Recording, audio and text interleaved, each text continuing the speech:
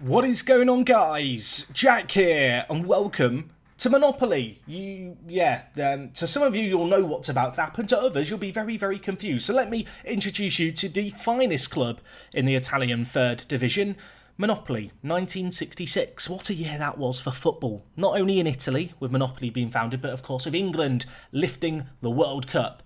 And this is something a little bit different, because over the last few weeks over on Twitch, I've been back live streaming Football Manager at twitch.tv/WorkTheSpace. And something that has been very popular by request is for me to upload seasonal update videos of what's happening in the save game, so that if you ever miss any streams, if you want to quickly catch up and you don't have time to dedicate to watch the VODs, you can get a rough idea of what's happening. Now, at the time of recording this, I am towards the end of season number 2, so this first episode is going to be an introduction to the club in terms of what we did in our first summer transfer window, and then a little bit of a summary as to how the first season went at the team. So here you join me, and this was actually a point where we had just finished our first ever pre-season at the club, and, well, you might be surprised when you look at this first team to recognise one player. Potentially. Giuseppe Rossi, our star striker, what a player he is, formerly of course of Manchester United, Villarreal, Fiorentina, a player who has always had a few issues with injury, and in fact he's not played football for the past 2.5 years, but we've given him a second lease of life. He's only 32 years old, maybe he can turn into the star player that Monopoly deserves. I feel like we've gone a bit MLS here with just, a big franchise signing when we first joined the team. But an incredible player, star striker, and, he is the big addition to the team, really, in my first summer in charge. If we just have a quick overview of Monopoly, as I mentioned, a club founded in 1966, a team who, well, when you look at their league history, it's not steeped in riches. It's not your typical Serie A side that's been fudging finances and so has been relegated twice in the third division. No, they've slowly but surely grafted their way up. The media prediction for this year is 10th in the Italian Serie C. I suppose it's worth just explaining the league format. So CC is the third of 3 leagues that are Italian Serie C, and the way that this works is this third tier is made up of 3 divisions. The top team from each league goes through automatically, and then all the remaining teams in the playoff spots play in a playoffs. Yes, you may have noticed there's 28 teams, if I'm not mistaken, that go into the playoffs, all entering at slightly different stages based on where you finish in the league.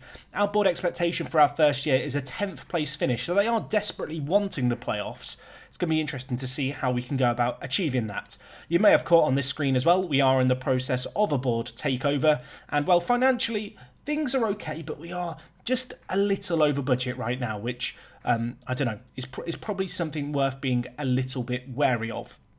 But the scene is set here at Monopoly, with Rossi, of course, as a new signing. We've signed NDIA here, who is a fantastic winger, formerly of Lazio. One thing that we're going to be doing in Serie C, because we don't have a lot of money, is relying on bringing in youngsters from bigger clubs. And this is the kind of prime example of the type of player that I want. So he's very, very quick, technically gifted.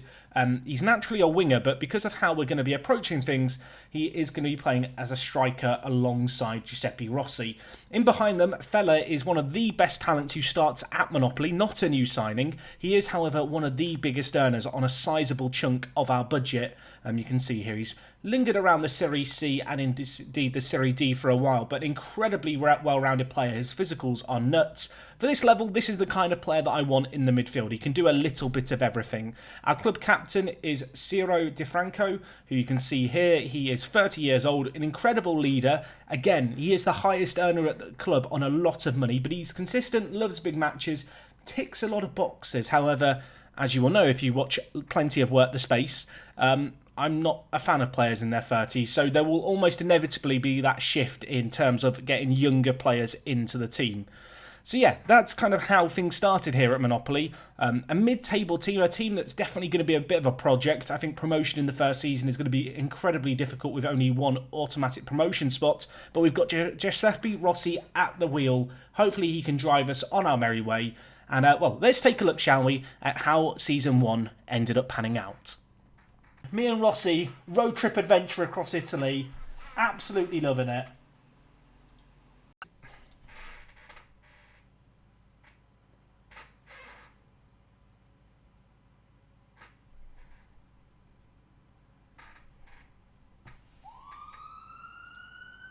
Get him to A&E. Get him to... It's an emergency. It's an emergency.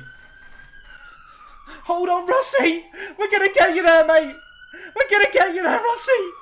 Hold on. Hold on. He's not gonna make it. That's his career over, everyone. We I even made a scene because I just knew this was going to happen. I just didn't know how soon it was going to happen. Rossi, no. So as you may have seen from that clip from the stream, things for Rossi didn't exactly go to plan. Yes, a player who I was very, very excited about. He got injured and, well, he turned to me and he said, "It's me, Rossi, and I'm out." And he left, he retired, he just gave it up. I wanted to bring him back as a staff member. He doesn't even want to talk to me. It's a very sad story, but the good news is, despite a bit of a turbulent season with the Rossi injury and a few other bits going on, ultimately we had a reasonably successful season by, I suppose, certain metrics. You can see here, in terms of how the league looked, we ended up doing reasonably well. Considering the expectation was 10th, we ended up finishing 5th with 17 wins, plenty of goals for. Our defence, a little dubious. In the end, Regina just pulled away with the league table. You can see here, they finished 21 points ahead of us, or 22 points ahead of us even. They're just very, very good. And unfortunately, that is something that I noticed here in Serie C and indeed across this entire tier is it's not very fair when it comes to the finances. I mean, you can see here we have the 10th highest wages on £1.7 million. Regina, who went up, yeah, they have twice the budget of anyone else when it comes to wages. So it's not entirely surprising to see them go up first time, is it really? But in terms of, besides that, it was a positive season in certain ways. We finished 5th. You can see here we were down in 15th at one point. The board, they may have wanted me out. They may have been calling for my head. And the reason they were calling for my head was because of one man. And that one man was a player who you will actually be familiar with. It wasn't Rossi. It was Eduardo. Now, many English football fans will know this guy from his time at Arsenal, where he broke his leg playing in a game against Birmingham. My board know him as the player who Jack brought in, insisted on playing, didn't play very well, and at a point where my job was at risk because things had been a struggle, the board actually threatened to sack me if I didn't get rid of him. That's how bad it got at a point. They told me, if you don't get rid of Eduardo, we're just going to sack you, so stop playing him. I did stop playing him, and to be fair to them, maybe they were on to something, because we did go on to have some pretty good success. That was entirely driven by one man, though, NDIA, who is now natural at a striking position. We've seen his potential down the middle. He's now showing it, despite his lack of finishing and composure. 22 goals to his name. Yeah, he really has become a cult hero. You may have noticed a nickname update as well, rather than actually being kind of said or spelt out the way it's written. We've gone with phonetics of NDIA, because it's like the YMCA. We when he scores, you sing NDIA. You get the idea. It's clever, right? Good nicknaming, Jack. Actually, it was someone in the comment section who came up with it, so they deserve all the credit. We give our pens to NDIA. And fuck. But on the whole, we had a good little league campaign, and I was going into the playoffs. I was very, very excited, and then we lost 1-0. Yeah, an incredible end to the year, actually, in terms of form. We just caught fire at the right time, and things were looking so positive. Going into a game against Cavese, they were doing well. Well, no, they weren't doing well, actually. They finished 10th. They scraped into the playoffs, and they beat us 1-0. 24th minute goal. We had time to respond. Did we respond? Absolutely blooming not. We had 63% of the ball. We dominated the match, had so many more clear-cut chances. I mean, whenever a goalkeeper gets over a 7.0 rating, you know how the game's played out. And unfortunately for us, we just couldn't find a way through against them. And so in our first season in charge, well, we got the top 10 finish the board wanted, but we did not reach the third round. And they were very, very grumpy and very, very unhappy about it. The good news is that because of the uptick in form, they're a bit happy with the level of support in the club. NDIA's been doing well for us. And I don't know, there would be reason to be positive, except... And can we get some ominous music, please? Let's look at the finances. Oh my God. Yes. It's a situation. We are £1.3 million in the black, and the wage budget has been cut by £7,000. That's a problem. That is we've got to cut the wage by about 20%, which, if you've ever had this situation happen in Football Manager, it's pretty difficult to overcome. And I have already started to put the cogs in motion. You'll notice here that Club Captain DeFranco is unhappy. He's on way too much money. He actually took a wage cut as well in the January window to help out with the financial situation. However, I have transfer listed him. No one's bid on him, and he's really unhappy. And as a team leader who's unhappy, that could quickly spread through the team like a disease. So, fingers crossed, touch wood, we're going to get rid of him nice and quickly.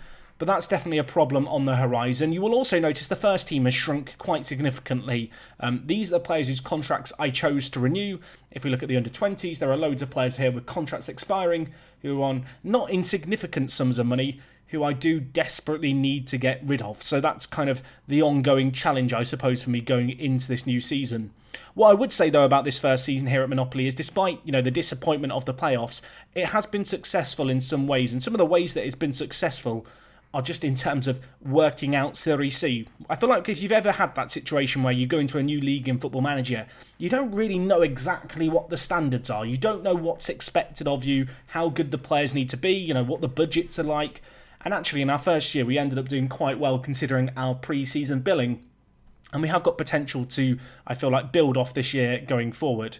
Obviously, with the current financial situation, things are a little bit problematic. However, fortunately for me, I've been doing some groundwork prior to the wage budget for next season being announced. We agreed a load of new deals with youngsters. And because of the lack of a budget, the way that we're going to be signing players for the most part is by signing players who are released by teams higher up the footballing pyramid, such as this guy, Panagiotis Luka, a Cypriot international, formerly of Atalanta. He's only 19 years old, great consistency, very good in the air. I think for this level, he could be a very good forward. I feel like him alongside NDIA, that is the little and large partnership that you want. The Ant and Dec of this Series C. Elsewhere, a few high-profile players joining us from some pretty big clubs. Olza joins from AC Milan, a player who has had some issues with injury in the past, but as far as centre mids go, and as far as free transfers go, he's a pretty tasty one. Barry, another addition. These are the kind of players that I want. Players who can grow at the club and do their thing for us. And in terms of other starters, Novella looks like he could be the nailed-on right-back, joining us from Lazio in the summer. A few other youngsters here, really trying to add some squad depth in. The advantage of going for these players kind of released by top-tier clubs is they don't want a great deal of money. Most of them are asking for way below £1,000, and that's kind of the soft wage cap, I think, going forward. With the current financial predicament, I need to start limiting how much I spend when it comes to money. And yeah, the debt could become an issue going forward, despite the fact that we actually made some money through sales at various points in the year. But anyway, that's a little catch-up as to what happened here in Season 1 at Monopoly. At the time that you are watching this video, we are going to be live with the end of Season 2. In hindsight, if I'd known that I was going to get as invested into this save game as I did, I would have done an introduction and a Season 1 wrap-up, at the time and made it a bit more cohesive. But hopefully this gave you a nice little overview as to what to expect should you drop by the Twitch channel and tune in. Ultimately, it's been a fun little adventure. The finances are in a complete shambles. We never got the takeover that was promised right at the very beginning. Rossi retired, NDIA became a hero, and it's an adventure in a league where it's a bit shambolic with the playoffs. I'll be absolutely honest. We're going to be aiming to avoid the playoffs if we can on today's stream. So yeah, it would be lovely to see you guys there. Anyway, if you've got any feedback for this video in terms of stuff that I've missed out, or if you indeed just want to catch up on the series in full, you can go over to Twitch. I live stream fairly consistently there. You are able to catch the VODs, the videos on demand at any time within 2 weeks of them airing. So if you ever want to catch up with Monopoly, or maybe you just want to see in a little bit more depth how I went about managing this club, you can find all that stuff there. And it would be lovely to see you next time I'm live. So yeah, that's all from me today, guys. Thank you so much for your support on Twitch and indeed on the channel. I hope you enjoyed the Park to Prem episode earlier. I will be back again tomorrow. And other than that, it is me, Jack, and I will talk to you guys in a bit. I'm out.